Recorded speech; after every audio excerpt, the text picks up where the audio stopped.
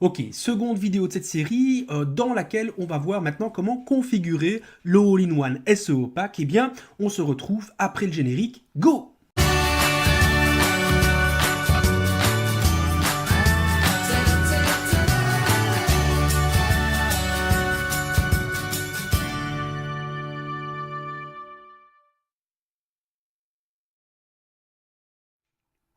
Voilà, bienvenue à toi. Donc, on se retrouve sur la page du site sur lequel nous travaillons actuellement et on va configurer le All-in-One SEO Pack. On va voir un petit peu déjà comment est-ce qu'il se comporte. Donc, je suis ici dans All-in-One SEO Pack, dans les réglages généraux.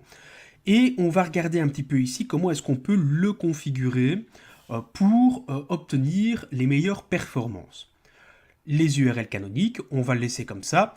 C'est bien ces URL nos URL principales qu'il va utiliser pour envoyer les différentes informations au robot Google. Pas de pagination pour les URL canoniques, on va le laisser comme ça, on fait tout simplement. Ne te pose pas plus de questions. On n'active pas les URL canoniques personnalisées, tout est géré automatiquement déjà par notre Divi Builder. Et notre Divitem, puisque c'est vraiment lui qui gère tout ça. On peut utiliser le titre d'origine, donc ça va être le titre de ma page qui sera utilisé en cas d'absence de balise métatitre. On verra un petit peu plus tard ce que c'est exactement qu'une balise métatitre. On utilise le balisage schema.org, oui on peut le laisser comme ça, et on ne journalise pas les événements importants. Alors, dans le réglage de ma page d'accueil, je vais déjà pouvoir ici indiquer le métatitre de ma page, c'est donc ceci, c'est le titre qui sera affiché dans les robots Google. Par exemple, si je fais une recherche sur After Coaching, After Coaching, tu vois, j'arrive ici, et mon métatitre en fait c'est ça, c'est After Coaching-Guivilin. Ce que tu vois ici, c'est ma métadescription. Et toutes les autres pages que tu vois ici sont en fait le résultat de mon référencement. J'ai expliqué en fait de manière automatique à Google que mon plan de site, les pages principales importantes sur lesquelles je veux être référencé, eh bien, c'est le coaching, c'est le suivi individuel, c'est mes mentions légales, c'est After Technique, tout ce qui est délégation, c'est ma page qui suis-je et c'est ma page de vente site WordPress. Et j'ai d'autres résultats qui peuvent être accessibles ici. Quelques petites images et le reste, ben voilà, c'est tous les concurrents en fait. Donc, mon métatitre, ça va être, comme tu as vu ici, ce qui va apparaître comme résultat lorsque Google ira chercher le site en question. Ben, Cheyenne m'a donné en fait tout simplement son métatitre, la page d'accueil, unification de lettres, eh bien on va tout simplement faire un copier et on va le coller. Alors, important, je vais pouvoir rajouter ici triangle sacré, unification de lettres. Tu vois ici, tu as une indication. Nous avons un métatitre de 39 caractères, c'est cool, c'est bien. La plupart des moteurs de recherche utilisent un maximum de 57 caractères pour le titre de la page d'accueil. Ça veut dire que tu ne dois pas mettre un titre à rallonge, un métatitre à rallonge, parce que quoi qu'il arrive, il n'apparaîtra pas dans les moteurs de recherche et ça va handicaper ton référencement. Donc essaye toujours d'avoir un titre qui soit en dessous des 57 caractères. Regarde, je vais moi-même ici volontairement mettre plein de caractères en plus. Tu vois, voilà. Quand il me le met en rouge, ça veut dire que c'est pas cool, ça dépasse. Quand il me le met en orange, ça veut dire fais attention, on est vraiment à l'extrême limite. Tu vois, idéalement, 50-51 caractères, on est bien. Plus de 51 caractères, ben là déjà, il commence un petit peu à se demander quoi. Donc, essaye de ne pas jouer avec l'extrême limite et contente-toi d'avoir maximum 50 caractères à l'intérieur de ton métatitre. La description de la page d'accueil, ben je vais aller la rechercher, on fait tout simplement. Présentation des accompagnements chamaniques et connexion à la nature thérapie quantique, thérapie quantique, ouverture du cœur, formation au triangle sacré. Hop, je le copie, je le colle. Et ici, comme tout à l'heure, voilà, hop, maximum 160 caractères. Les les sites de référencement n'afficheront de toute façon pas plus de caractères. Donc, contente-toi, là aussi, de 150 ou 160 caractères. Regarde ici, jusque 150, 151, même chose, tu vois, ça passe. 160, ça passe aussi. 161, ça ne passe plus. Donc, même chose, une petite description courte et qui donne envie de venir sur ton site. On va passer maintenant aux mots-clés de la page d'accueil. Ben, je les ai ici, hein. Donc, c'est la même chose. En plus, ils sont écrits avec une virgule. Donc, c'est parfait. Hop, je les copie. Oups. Et je les colle. Voilà. Donc, les mots-clés sont séparés par une virgule. Ce qui veut dire que si j'ai triangle espace sacré, c'est considéré comme un mot-clé. Artisan de lumière, c'est considéré comme un mot-clé. Graine d'étoile, c'est considéré comme un mot-clé. Moi, je vais quand même rajouter quelque chose d'important. Je vais rajouter Cheyenne et je vais rajouter Blow, qui est en fait le sobriquet de la personne qui a fait son site, en fait, tout simplement. Et c'est le conseil que je veux te donner maintenant. Ton site va être référencé sur les mots-clés que tu lui envoies. Et donc, il ne faut pas hésiter à lui envoyer aussi de temps en temps des petites informations personnelles comme ton nom, ton prénom, voire même parfois la région dans laquelle tu habites, tu vois. Donc, au plus tu auras d'informations pertinentes, au plus tu apparaîtras sur les mots-clés que tu désires. Tu peux être référencé sur plein de mots-clés, mais si tu oublies ton nom, si tu oublies ton prénom, si tu oublies ta région par exemple, mais est-ce que quand je vais chercher un thérapeute qui habitera par exemple sur Bruxelles, est-ce que c'est moi qui vais ressortir? Je ne suis pas sûr, tu vois. Donc, essaye de jouer avec ton référencement de manière simple, intuitive et pratique surtout. N'oublie jamais le côté pratique. Je vais te donner en même temps les règles du référencement, c'est-à-dire que, et ici Cheyenne l'a très bien fait, idéalement, dans tes mots-clés, essaye que un de tes mots-clés se retrouve à l'intérieur de ta métadescription, et si en plus il se retrouve à l'intérieur du site, je dirais que tu as le combo gagnant pour avoir un joli référencement sur ce mot-là, tu vois. Et si tu es bien référencé sur ce mot-là parce qu'il apparaît dans le mot-clé, dans la métadescription et encore en plus dans le site, dans le titre du site, ça va agir en cascade sur les autres mots-clés de ton référencement, tu vois. Donc essaye toujours de garder, quand tu choisis tes mots-clés, ces différentes notions, et à partir du moment où tu as ça, je dirais que tu as tout en main. Alors, on va continuer. Est-ce qu'on utilise une page d'accueil statique à la place? Non. Donc ici, je suis correctement configuré. Je vais pouvoir le réduire. Hein. Donc je le réduis, je ne l'efface pas. Hein. C'est pour gagner en visibilité. Alors, est-ce que je réécris les titres? Oui, ça me permet comme ça justement de pouvoir utiliser les métatitres que j'ai moi-même indiqués. Oups.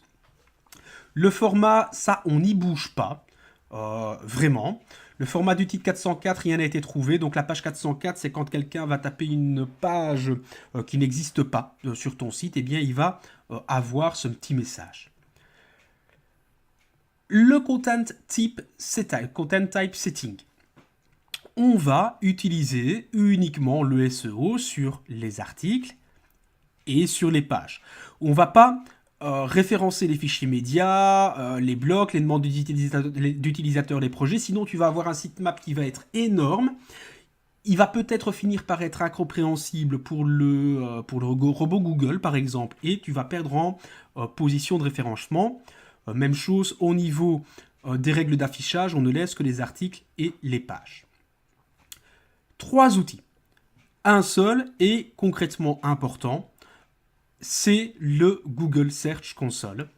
Et on va ensemble cliquer sur le Google Search Console pour aller chercher, créer notre compte et aller identifier notre site auprès de Google. Donc on va sur Google Search Console, tu as le lien qui se trouve ici, et on va commencer à améliorer nos performances dans la recherche Google. Je suis, tu le vois ici, hein, SEO@triangle sacré, je suis connecté à mon compte Microsoft que j'ai créé dans la vidéo précédente. Donc, jusqu'ici, tout va bien. Je vais cliquer ici dans le menu principal. On est bien sur Ajouter la propriété. Et je vais cliquer sur Ajouter la propriété. J'arrive ici. Et je vais donner le nom de domaine. Je vais le copier ici. Ce n'est pas là, c'est là. Voilà. Donc en HTTPS, s'il vous plaît. Normalement, j'aurais peut-être même pas besoin de l'HTTPS. Il va peut-être me le dire. Voilà. Triangle sacré. Je clique sur Continuer. Je ne peux pas. Donc je vais tout simplement retirer le https :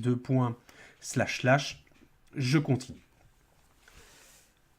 Pour valider ma propriété, j'ai plusieurs possibilités. On va choisir la possibilité la plus facile, c'est-à-dire que je ne vais pas aller chipoter dans l'enregistrement TXT de ma configuration DNS, parce que si je le fais, en tout cas si tu le fais toi, tu risques de te planter et de rendre ton site inaccessible, donc on va tout simplement cliquer sur valider ultérieurement.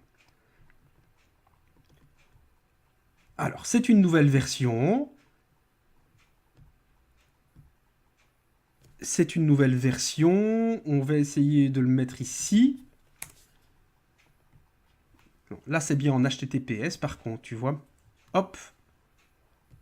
On va cliquer. Vérification de la validation en cours. Vas-y, vas-y, vas-y. Télécharger le fichier, voilà. Donc, on va plutôt utiliser cette méthode-ci, qui est plus user-friendly, je vais dire. Là, on a plusieurs possibilités pour vérifier cette propriété. J'ai soit le téléchargement d'une page HTML que je peux mettre à l'intérieur de mon site. Là aussi, on va éviter. J'ai aussi la possibilité d'utiliser la balise HTML qui est beaucoup plus simple. Donc tu vois ici, j'ai une balise HTML que je vais devoir copier à l'intérieur de mon footer. Donc elle doit être passée dans la section Head avant la première section Body. Et pour ça, il faut faire attention, parce que là aussi, si tu vas chipoter à l'intérieur de ton footer, tu peux mettre ton site hors service. Pour éviter de mettre ton site en service, eh bien, il y a un plugin sur WordPress qui va te permettre d'injecter du code à l'intérieur de ton header, c'est pas le footer, c'est le header, pardon, à l'intérieur de ton header de manière safe et secure. Ce plugin, on va aller le chercher, hein. Je vais prendre les extensions, je vais ajouter une nouvelle extension, donc je l'ouvre dans un nouvel onglet, comme ça je ne dois pas revenir après sur mon all-in-one. Hein. Et je vais faire une recherche sur header, footer, injection. Voilà, celui-ci. Donc HNF, header, footer and post injection, je vais l'installer.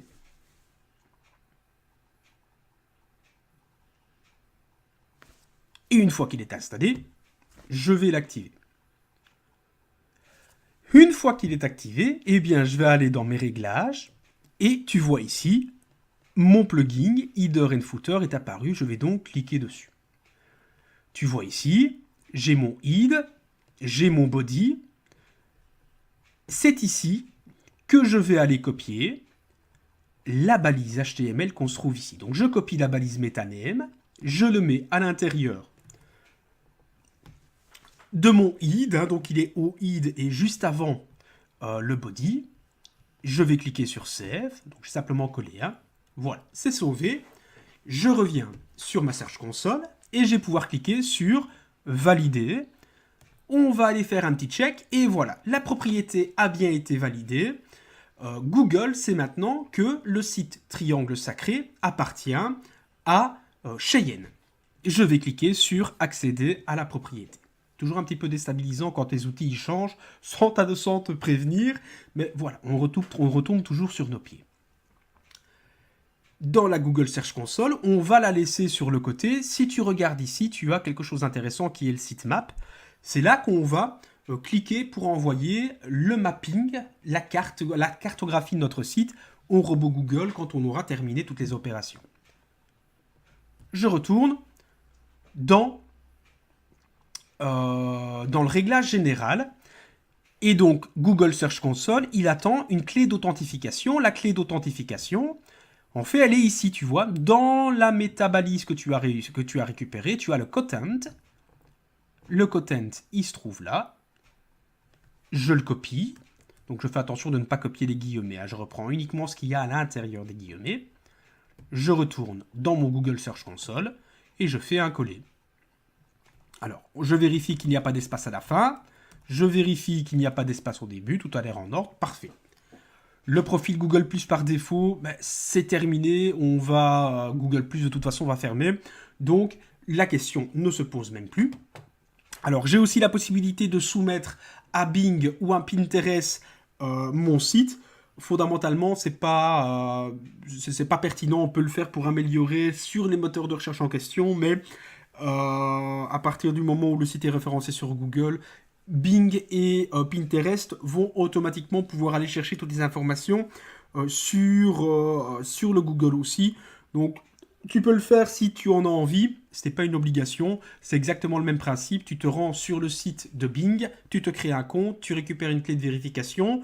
Cette clé d'authentification, tu viens la coller ici. Pardon, même chose pour Pinterest. On désactive le profil Google+.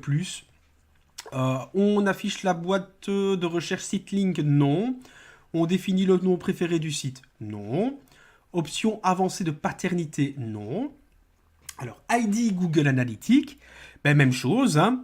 Hop, on va aller sur Google Analytics pour aller récupérer un code d'authentification. Voilà. Donc, je vais créer un nouveau compte. Hein. Je suis toujours connecté, hein, c'est toujours la condition. Toujours bien être connecté au compte Google qu'on a créé dans la vidéo précédente. Hein. Donc, je m'inscris. Le nom du compte, je vais marquer Cheyenne. Hein. Le nom du site, Triangle Sacré. L'URL du site, c'est de l'HTTPS. Et c'est trianglesacré.fr.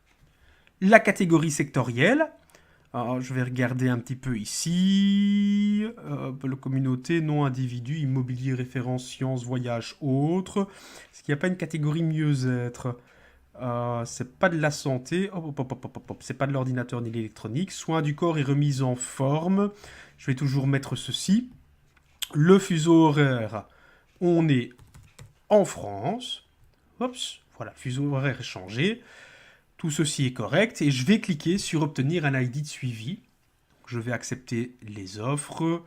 Je vais d'abord nous mettre c'est en France. Voilà, j'accepte les conditions. Ici, j'accepte aussi. Et voilà, c'est parti. L'opération est réussie, c'est cool. Je clique sur non merci pour le moment et j'ai mon ID de suivi qui se trouve ici. Hop, je vais cliquer sur copier. Je vais le mettre ici. Alors, j'en ai pas terminé avec Google Analytics. Oups. J'ai aussi un tag de suivi que je dois mettre là aussi dans ma balise aide. Voilà, donc je vais tout copier. Je vais revenir dans mon header et le footer injection. Et juste après le premier code, je vais passer 2 lignes. Et je vais coller la balise HTML que j'ai récupérée ici. Ça va être mon indice de suivi. Donc tu vois ici, il y avait un plugin Google Analytics qui était installé sur le site de Cheyenne. Il n'était pas configuré. Voilà, maintenant on va pouvoir le suivre. Ça servira surtout si un jour on veut demander à Google de faire de la publicité pour nous. Donc on pourra payer Google. Et sur certains mots-clés, sur certaines régions, sur certains publics cibles, quand ces publics cibles fera une recherche, notre publicité pourra apparaître et on pourra suivre un petit peu comment est-ce que ça réagit. Ça participe aussi au référencement, donc c'est pour ça qu'on le fait aussi. Je clique sur Save, voilà qui est en ordre.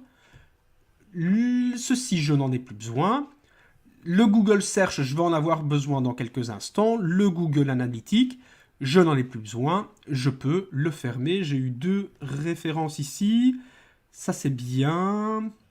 Ça, c'est fait. Filtrer avec le trafic interne, c'est parfait. Je peux clôturer ici. Alors, je continue. Le suivi de domaine, on s'en fiche. Anonymiser les adresses IP, on s'en fiche. Anonymiser, ok. Exclure les utilisateurs du suivi. J'exclus les administrateurs, j'exclus les auteurs, les contributeurs, les éditeurs, les subscribers, le SEO éditeur et le SEO manager. On ne suit en réalité que les pages et le contenu, pas ce qu'ils font.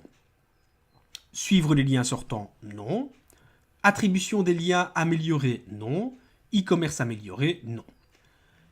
No index par défaut et no follow. Donc la notion de no index et no follow, c'est justement pour indiquer à All-in-One SEO Pack ce qu'il doit référencer à l'intérieur de ton sitemap.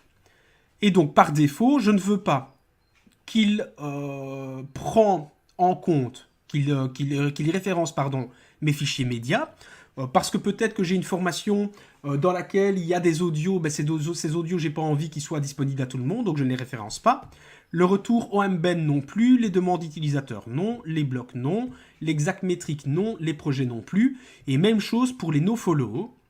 Donc je n'indexe pas et je ne suis pas ce qui se passe à l'intérieur des fichiers, des retours, des demandes, des blocs, des projets, des examétriques annonces. Je ne conserve uniquement que les articles et que les pages. C'est tout ce que je veux dans mon référencement. On ne bouge pas, on ne bouge pas, on ne bouge pas. Ceci non plus. Je pense qu'on en a tout doucement terminé. Gérer automatiquement les descriptions, non. C'est moi qui vais moi-même poser les descriptions. Si maintenant je n'ai pas une description pour chaque page, je peux cliquer ici. Si je fais moi une description, eh bien, c'est ma description qui va être posée dans le moteur de recherche. Si j'oublie sur une page d'en faire une, eh bien, ce sera généré automatiquement par mon outil. Ici, tout est en ordre, tout a été fourni, donc je gère ma description tout seul. Même chose pour les pages paginées. Je ne jamais raccourcir les descriptions longues. Mais là, on a pris soin de ne pas faire de description de plus de 160 caractères, donc il n'y aura pas de problème. On note la protection des champs méta de la... On ne bouge pas à ça. On redirige les fichiers joints à l'article, on ne bouge pas. Si je veux exclure des pages précises de mon référencement, je peux les mettre les unes à la suite des autres ici. Les en-têtes, on ne bouge pas. Les en-têtes, on ne bouge pas. Donc on utilise les mots-clés, c'est déjà été fait. On n'utilise pas les étiquettes pour les bêtas, pour les balises méta de mots-clés, et on ne génère pas dynamiquement les mots-clés sur les pages et archives. On peut toujours le mettre ici. On va voir un petit peu comment ça se construit comme ça. On va cliquer sur modifier les options. Voilà qui est en ordre. Et il nous reste une toute dernière chose à faire, ce sera de créer notre sitemap. Mais ça, on le fera dans la prochaine vidéo, si je ne dis pas de bêtises. On termine pour le moment. Donc, ce qu'on a vu ici, c'est comment configurer les réglages généraux de notre All-in-One SEO Pack. On a créé un compte Google Search Console.